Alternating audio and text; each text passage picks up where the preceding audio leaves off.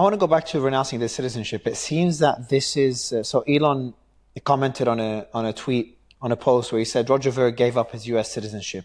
No pardon for Ver. Membership has its privileges. What's your response to that comment by Elon? First of all, America is about liberty and justice for all. It doesn't mean only justice for the members of the club. America is supposed to be liberty and justice for all. So I am 100% innocent of the charges they're accusing me of.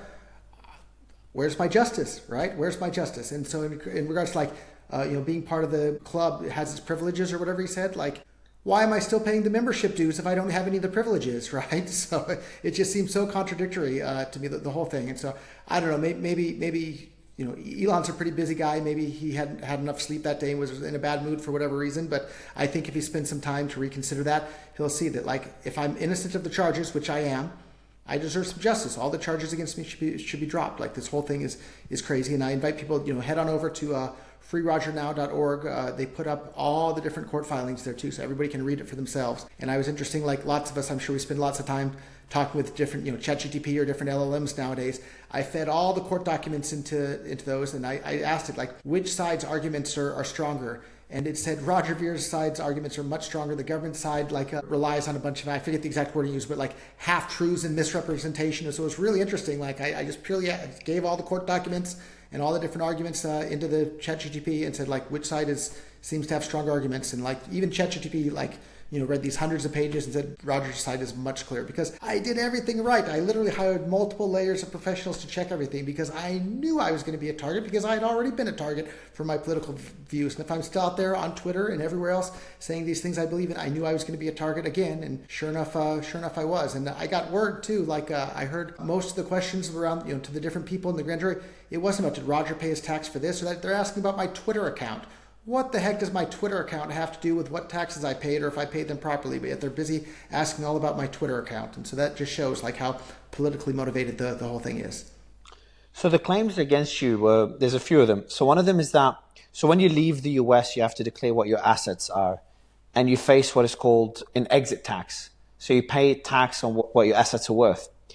So they said that you misrepresented the value of your assets when you renounced your citizenship in 2014. So I'm assuming you owned a certain amount of Bitcoin. I think it's 130,000.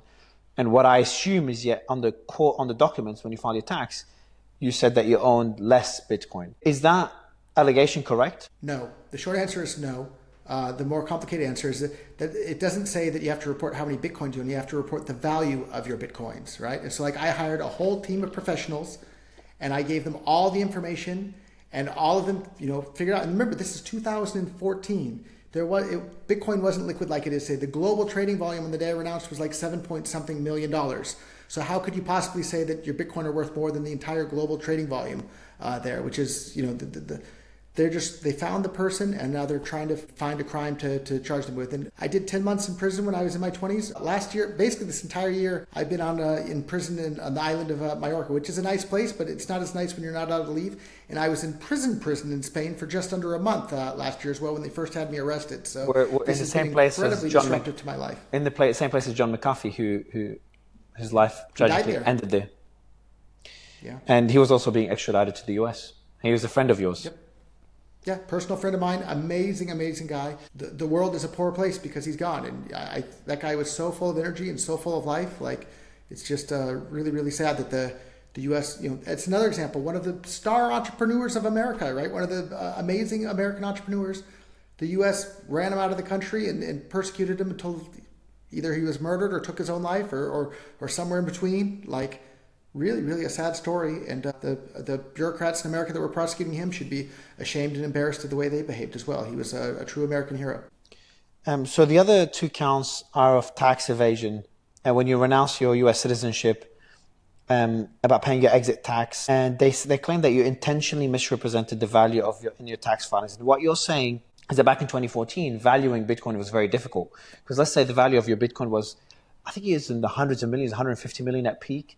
If I could be wrong, but it was at least in the tens of millions at the time. And it was bigger. You had so much Bitcoin that it was more than the daily volume on the market. So it was difficult to value them and take into consideration the slippage if you had to sell your Bitcoin. Am I connecting the dots?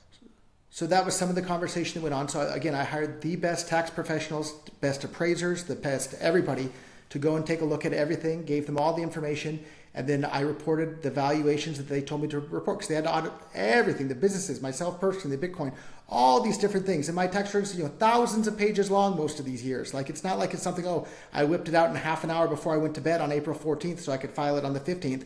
It took years, and I spent hundreds of thousands of dollars paying all these tax accountants to figure everything. So it's not like it was some one-page form I filled out one evening. This was a huge amount of work, and I hired the very best professionals I could find, and I followed their advice every step of the way, and I gave them all the information they needed to do everything.